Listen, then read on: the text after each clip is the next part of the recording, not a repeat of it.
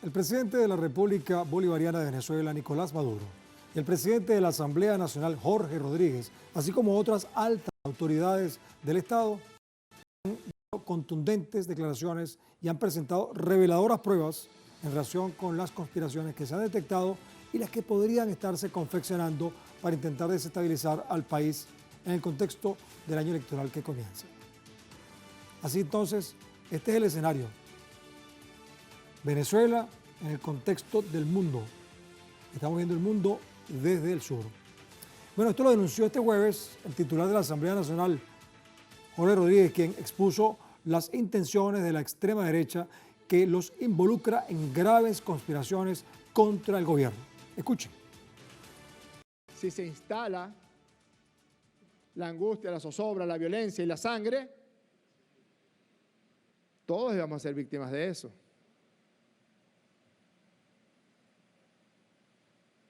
¿O no? ¿O cuál es la verdadera intención de estas castas, de estos apellidos? ¿Cuál es? Asimismo, durante una jornada de trabajo con la plenaria del Consejo Federal de Gobierno, el primer mandatario nacional aseguró tener pruebas sobre las graves conspiraciones en su contra.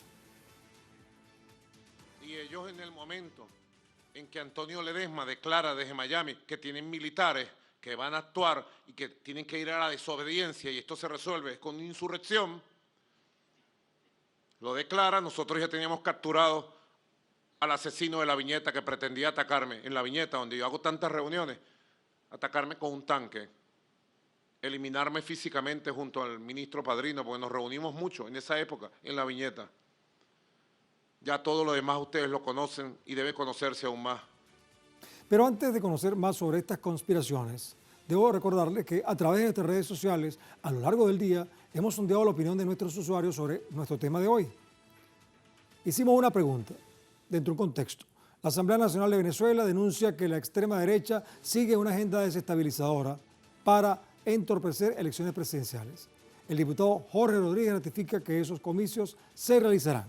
Ahora la pregunta es, ¿qué buscan las conspiraciones contra la estabilidad de Venezuela? Bueno, colocamos tres opciones porque es una especie de encuesta. Una es impedir las elecciones. La otra es deslegitimar el proceso. El tercer punto, ninguna de las dos. Y la cuarta es, no sé, puede ser que alguien diga, no sé, ¿qué está pasando? Si aún no has participado, puedes hacerlo a través de estas cuentas en X, @TelesurTV, @GuillermoTelesur y @Agente Despierta, porque más adelante vamos a revisar y asociaremos todas las respuestas para observar sus tendencias que son muy útiles para también conocer, bueno, cómo estamos pensando todos, ¿verdad? Bueno, de inmediato vamos a conversar entonces con nuestro invitado de hoy, Juan Romero. Saludos. Muchas ganas de conversar los dos, ¿verdad, Juan? Maracuchos nos entendemos. Maracuchos, para los amigos nos escuchan más allá de Venezuela y de... Gentilicio del occidente de Venezuela. Maracaibo es la capital del estado Zulia, en el occidente del país, y algunos le dicen, bueno, elegantemente Maravinos. Pero el gentilicio es maracaibero. Maracaibero, además. Sí. Ah, bueno, vale la corrección. Pero popularmente... Maracucho. Maracucho o maracucha. Bueno, Juan, bienvenido a este Maracucho acá al estudio de Telesur. Bueno, mira, hemos puesto en contexto entonces lo que está pasando en Venezuela. Estamos empezando el año electoral y dentro de ese contexto, entonces fíjate todo lo que ha pasado. A pepa de ojo, como dicen ustedes allá en Maracaibo también. ¿Cómo lo ves tú?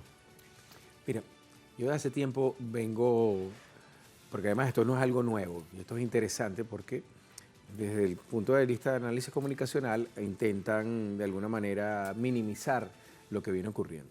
Esto es parte de lo que llamamos una agenda transgresora.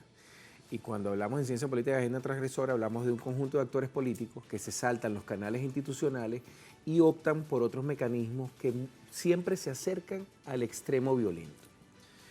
Y esto es importante que lo digamos, es decir, Chávez lo que enfrentó en el 2002, lo que vivió en el 2004, después lo que sucedió entre 2004 y 2008, Nicolás desde el principio, recordemos que su triunfo en el 2013, la expresión de la rabia que dijo Enrique Capriles Radosky, en el 2014 la salida con Leopoldo López, que implicó la detención de él, estuvo María Corina Machado también, por cierto, luego las acciones de violencia en la calle del 2017, y luego todo lo que vivimos en 2018, 2019, los atentados. Entonces, la agenda transgresora es eso, tiene una línea de continuidad. Tiene dos elementos además que son característicos. Uno es la acción desesperada de una oposición que ha perdido un conjunto de elecciones. Solo han ganado 2 elecciones, la elección de 2015 y la elección en la cual por muy estrecho margen perdió Chávez la reforma constitucional del año 2007. Sí. Todas las demás las ha ganado el gobierno. Ahora, Juan, fíjate, entonces estamos hablando de una especie de conspirativitis, se me acaba de ocurrir esa palabra, una especie de enfermedad, pero es un hecho sociopolítico. Pero vamos a ver las del 2023, las conspiraciones claras que ha denunciado el presidente, el fiscal general de la República, el ministro de la Defensa, la Asamblea Nacional. La primera conspiración fue desmantelada en mayo de 2023, donde fueron detenidas 11 personas exactamente. Correcto. Y 3 con orden de aprehensión, que aún no han sido capturadas. Tenemos esa primera conspiración. Háblame de esa conspiración. Esa primera conspiración, tanto por las declaraciones del fiscal como las del presidente de la Asamblea hoy, como la del mismo presidente, que fue quien dio la primicia el 15 de enero en su alocución ante la Asamblea Nacional por normativa constitucional, era una conspiración que tuvo como epicentro un atentado en La Viñeta. Un atentado dirigido y focalizado no solo contra el presidente, que es lo interesante de esta primera conspiración, sino específicamente además contra el ministro del Poder. La Viñeta es una casa que utiliza el presidente de la República en espacio de la Fuerza Armada, o sea que está muy bien resguardada. Sin embargo, el jefe de seguridad de esa casa presidencial estaba cooptado además para esta operación, era cómplice de esta situación, y allá pretendía meterle un tanque de guerra para matar al presidente. Para secuestrar y matar al presidente y al ministro del Poder Popular y crear una gran crisis interna. Bueno, porque esa es la primera conspiración. La agenda transgresora busca esa creación de una crisis interna. Vamos a ver la otra conspiración. Vamos a verla. La segunda conspiración es el caso de espionaje Guasdualito, donde están vinculados policías quienes daban información a organizaciones extranjeras que operaban en Bogotá. Guasdualito es una ciudad, pequeña ciudad del estado Apure, fronterizo con Colombia, estado llanero. Y bueno, y ahí pasó esto, policías. Mira, ahí en este caso hay un elemento adicional que es lo que llamamos el papel de Colombia en una guerra proxy, es decir, la utilización de Colombia como una base de operaciones contra Venezuela. Siempre ha sido así. Siempre ha sido así, sobre todo desde el gobierno de Uribe, particularmente se ha venido incrementando, se mantuvo durante el gobierno de Santos y llegó a niveles exponenciales durante el gobierno de Duque. Eso no se ha desmontado y esto es importante que lo digamos a pesar de los buenos oficios del presidente Petro. Y eso tiene una explicación.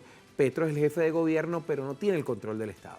Y por lo tanto, los convenios en términos de inteligencia... el poder político gubernamental y los poderes fácticos vinculados además con el tráfico de drogas. No tiene el control. La parapolítica sigue teniendo el control en Colombia, y no solo la parapolítica, sino que la intervención de las agencias de inteligencia norteamericanas y otras agencias, entre esos las agencias israelíes, son evidentes en este caso. Y ese segundo caso tiene que ver con eso. Ya debo recordarte aquí y a los que nos siguen que en el 2018 el atentado contra el presidente también tuvo como epicentro Colombia. Es decir, ha sido una constante en este caso. Bueno, tenemos la tercera conspiración. Yo creo que hicimos una especie de inversión de las conspiraciones, porque ya hablamos la del ministro de la Defensa, y recordemos la otra conspiración que fue desmantelada en mayo de 2023, que fueron detenidas 11 personas y 3 con orden de aprehensión. Claro, esta ya la abrimos. La tercera conspiración fue en agosto, en Maracaibo. En Maracaibo, yo nací en Caracas. ¿Ah, sí? Sí, lo que pasa es que soy maracucho de adopción. Lo que llaman reencauchado. Un caracucho. El caracucho es la mezcla entre caraqueño y maracucho para los que no viven en Venezuela. ¿Qué pasó en Maracaibo? En Maracaibo un jefe de unidad, un comando que comandaba una unidad en las afueras de Maracaibo, efectivamente en la zona de Fuerte Mara, que tú también conoces, que había sido contactado. Acababa de ser nombrado para el control de esa unidad, una unidad estratégica, porque tiene control de tanque, y había sido contactadas en ese caso. Ahí también se produjo la detención.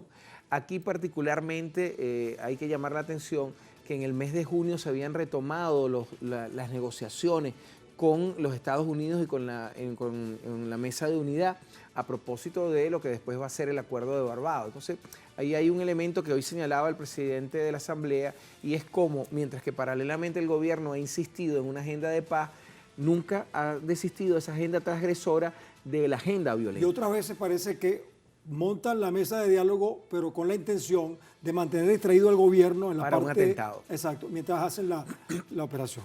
Vamos a ver la cuarta conspiración. La cuarta conspiración es el caso Fortunato. Se llama así por el nombre de uno de los implicados.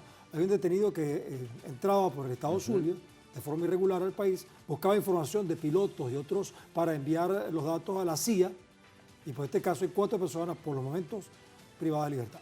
Sí, este además tenía la particularidad de buscar contactar a algunos otros actores. Es decir, porque hay una insistencia en la ubicación de actores militares. Y eso no es fortuito. La unidad cívico-militar ha sido un elemento sustancial en la estabilidad, en la gobernabilidad del gobierno del presidente Nicolás Maduro, y se trata, por lo tanto, de quebrarlo. Lo decía el presidente el día de su elocución, lo repetía hoy Jorge Rodríguez, como recordemos las declaraciones a finales del mes de abril de Antonio Ledesma desde España, desde Miami, perdón, indicando que estaban contactando militares y que estaban... Sí, porque él vive en España, pero fue ese día a una entrevista Sí, en Miami. Mira, hay una quinta conspiración que parece ser una de las más contundentes, además que hay una confesión muy reveladora de un oficial. Se trata del caso Brazalete Blanco, así lo llamaron, cuyo objetivo era asesinar al gobernador del Táchira, Freddy Bernal, y atacar la Brigada de Infantería del Ejército Bolivariano Regional para robar las armas que usarían en el atentado. Parece que iban a venir después a Caracas a buscar al presidente con eso. Decía el presidente de la Asamblea, Jorge Rodríguez, hoy en su intervención, a propósito de otras intervenciones de la oposición, que había una razón psicótica. A veces creen que van a hacer un atentado, van a robar y van a poder desfilar tranquilamente como si fuera un desfile del Miss Universo o Miss Venezuela.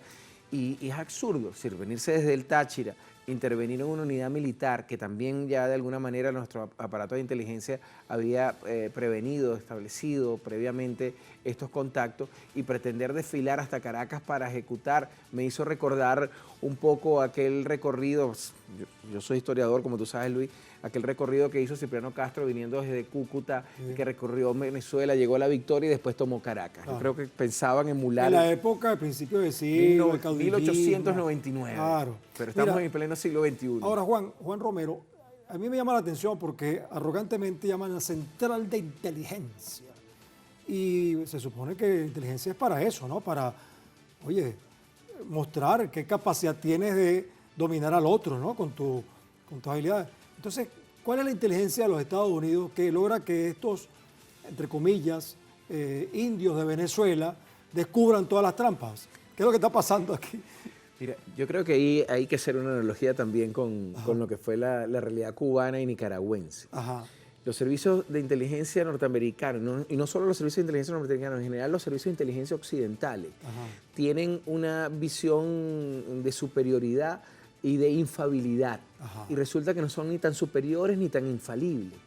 Y esto tiene que ver además con un elemento que une a Venezuela, Nicaragua con Cuba, que es el tema de compartir nociones de inteligencia. Buena parte de las cosas que no han sucedido en Cuba, que no han sucedido en Nicaragua o que no han sucedido en Venezuela, tiene que ver con una colaboración de una comunidad de inteligencia desde lo contrahegemónico. Y esto habla muy bien del aparato de inteligencia venezolano, aunque no podemos negar tampoco que han intentado penetrar. Yo debo recordarte que el 30 de abril, el que era director de una unidad de inteligencia importante, el mayor general, desertó y se fue a los Estados Unidos, y hoy es un informante clave, como sucedió el caso del mayor general Plaza o Alcalá, que también está siendo solicitado, o este otro caso que en algún momento fue cónsul, Hugo, se me va ahorita el apellido. O sea, han sido varios intentos de contactar militares. Nuestra inteligencia, que además es una inteligencia que ha funcionado muy territorial, porque, y esto es importante que lo digamos porque tu programa sale en América Latina, el concepto de defensa integral y de seguridad en la Constitución habla de corresponsabilidad. Es decir, el servicio de inteligencia en Venezuela no es algo atinente solo al servicio policial o al servicio militar, sino que hay un componente de asesores civiles que están distribuidos territorialmente, que tienen que ver con las zonas de defensa integral, con las áreas de defensa integral, que tienen que ver con la estructura de la milicia, que genera una inteligencia social que ya ha mostrado su efectividad. Bueno, pero no le des tantas armas al enemigo, por favor, Juan. Mira, vamos, sí, ya le estás informando a la CIA cómo es que funciona la cosa. Tampoco es para tanto. Bueno, mira, vamos a hacer una pausa con este tema que tú acabas de evaluar, pero como sabemos, esto no para aquí. Así es. Porque es la doctrina Monroe. Ellos van a seguir intentando tomar el control y van a haber otras conspiraciones, sobre todo en este año electoral. Y bueno, vamos a hablar de eso en la próxima parte. Pero recuerden que aún tienen tiempo para participar en la encuesta que hemos publicado en nuestras redes sociales, pues al final, como les dije en nuestra emisión, analizaremos los resultados y sus tendencias. Ya lo saben, entonces, al volver, el presidente de la República de Venezuela ha dicho importantes declaraciones y también el presidente de la Asamblea, Jorge Rodríguez, quien ha ratificado que a pesar de las conspiraciones pasadas y futuras, las elecciones presidenciales se van a realizar este año. Y le dijo a uno por allí, no te vistas, que no vas. Quédense con nosotros, porque aquí estamos viendo el mundo desde el sur.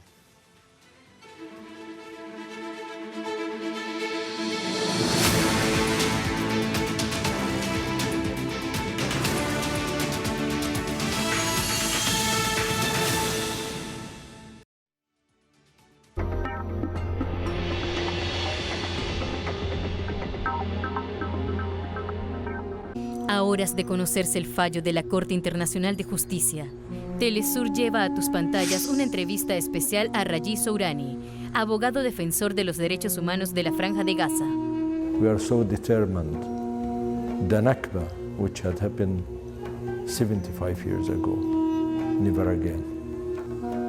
And we hope this genocide stops, ceasefire being reached, and we will be able to go back to our places. We rebuilt it, we are determined to do that, and I think that's the collective position, memory and psychology. Hoy, solo por Telesur.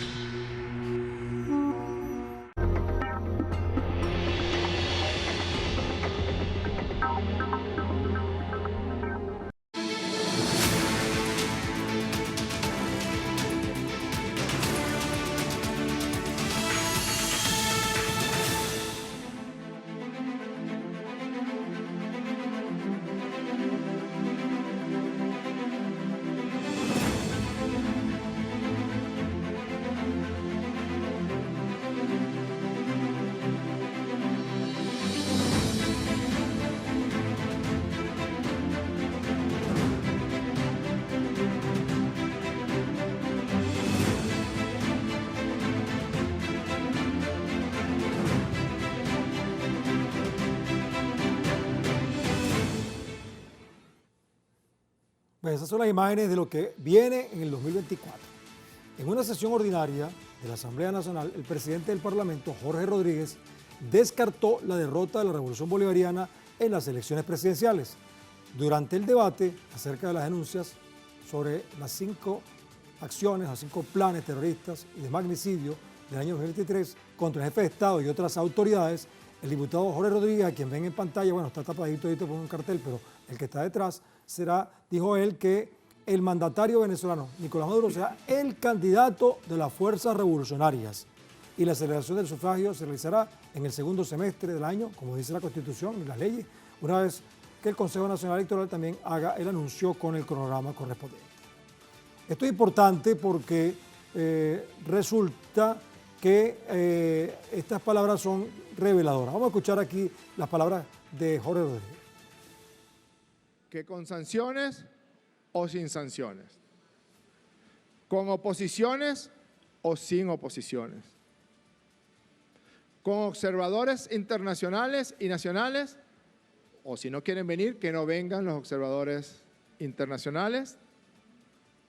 En Venezuela, en 2024, habrá elecciones presidenciales, porque eso es lo que establece la Constitución de la República Bolivariana de Venezuela, y elegiremos al presidente de la República o a la presidenta de la República Y se nos irá la vida en defender el derecho que tiene este pueblo para elegir presidente en paz, en democracia. Bueno, él dijo allí, bueno, presidente o presidenta, pero más adelante dijo que era Nicolás Maduro el que iba. Y es importante desde el punto de vista noticioso, periodístico, porque hace poco al presidente lo entrevistó Ramonet, y Ramonet le preguntó, bueno, ¿usted va a ser candidato? Bueno, todavía es prematuro, no sé qué. Y ahora Jorge Rodríguez, que es un vocero, bueno, de alto nivel del gobierno, asoma pues que Nicolás Maduro es el candidato presidencial. Algunos decían, no, que va a ser fulano, que fue fulana. No, es Nicolás Maduro. Incluso ahí dijo que le dijo a una candidata, a una presunta candidata, a una pretendiente candidata, no le dijo, no te vistas que no vas. Así es. Ya ustedes saben quién es. Estamos con Juan Romero. Bueno, Juan, entonces el escenario electoral ya está lanzado Así es. en el ruedo, pero también está el escenario de las conspiraciones que siempre se presentan en procesos electorales. Entonces ahora se presume que van a haber otros eventos. Tú que eres, digamos, un zorro viejo, como dice por ahí, ¿qué asomas por allí? Mira, yo creo que lo primero que hay que llamar la atención, que la declaración del presidente de la Asamblea, el diputado Jorge Rodríguez, es muy interesante porque cada vez que el gobierno ha venido denunciando este tipo de agenda transgresora, repito el concepto, ¿no?, en la cual la oposición opta por mecanismos violentos ante su imposibilidad de resolver por los votos un cambio de gobierno, ¿no?, siempre señalan, cada vez que se anuncian este tipo de conspiraciones, que es un intento del gobierno venezolano de distracción. Entonces la declaración de Jorge tiene dos sentidos. La primera, muestra cómo reiteradamente la oposición con su agenda transgresora, al mismo tiempo que intenta sentarse en la mesa a dialogar con el gobierno, mantiene esa agenda. Pero en segundo término, muestra la convicción y la certeza del gobierno venezolano en seguir haciendo elecciones a pesar de que hay unas condiciones de guerra. Y yo quiero aquí hacer una analogía histórica. En el año 1939, Luis, comienza la Segunda Gran Guerra con la invasión en septiembre de Alemania a Polonia.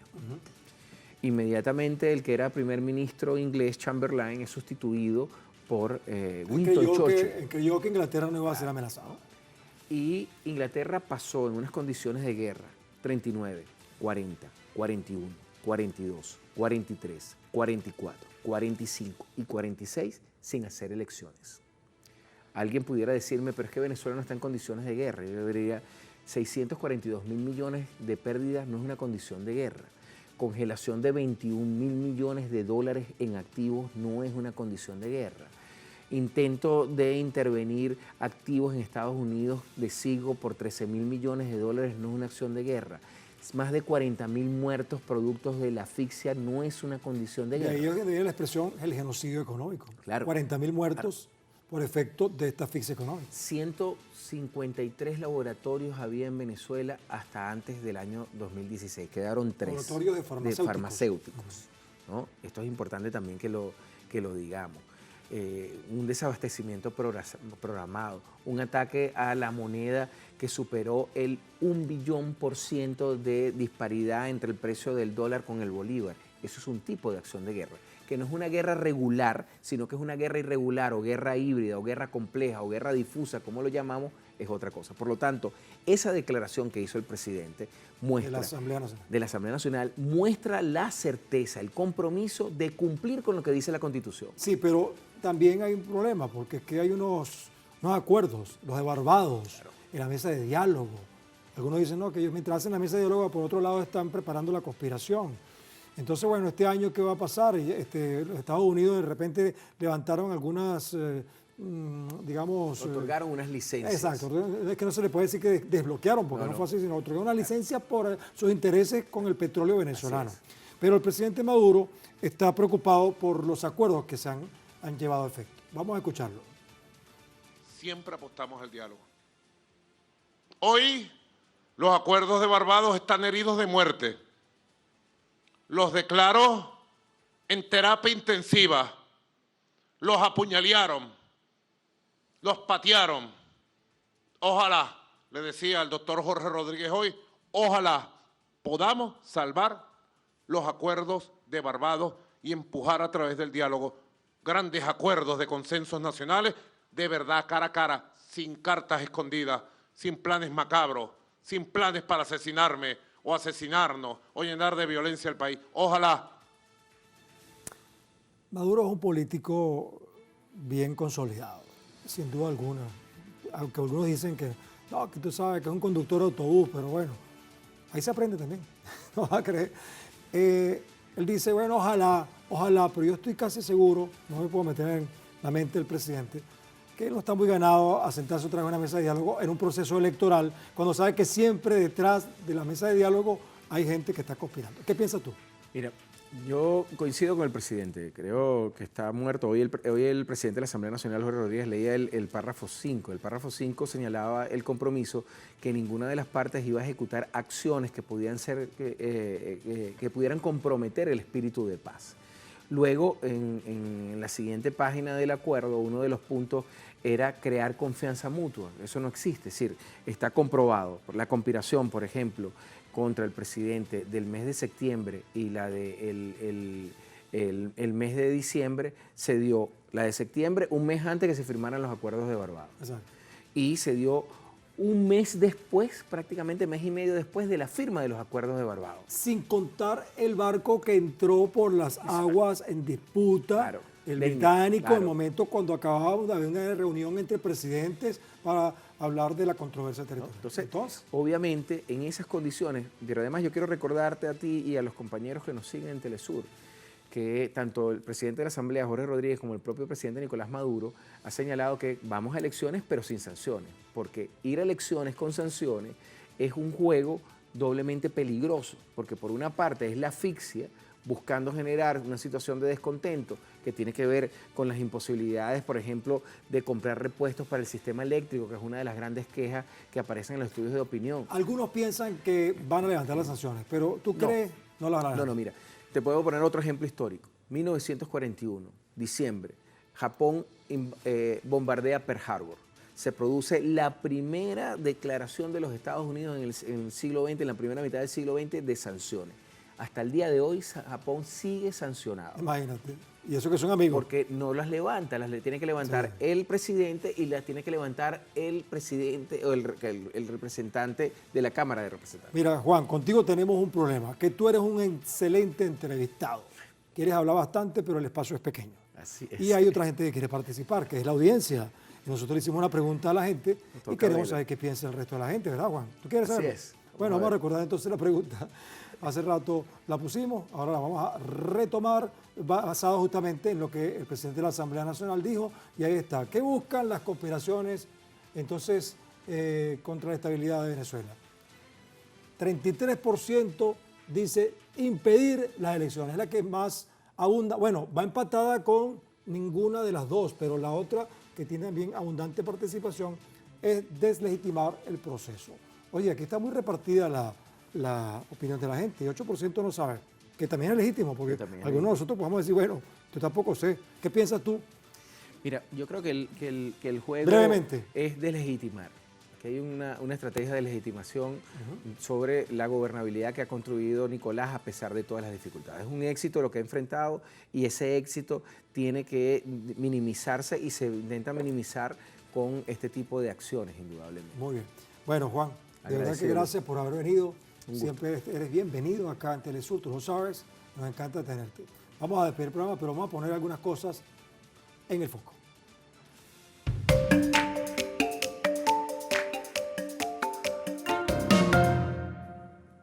De acuerdo con las pruebas presentadas y las reiteradas evidencias que durante más de 2 décadas se han acumulado, la propuesta soberana y transformadora bolivariana de Venezuela ha sido constantemente torpedeada por los poderes fácticos que, por ahora, ostentan la hegemonía económico-financiera mundial y utilizan como sede de su oficina política operativa la ciudad de Washington en los Estados Unidos.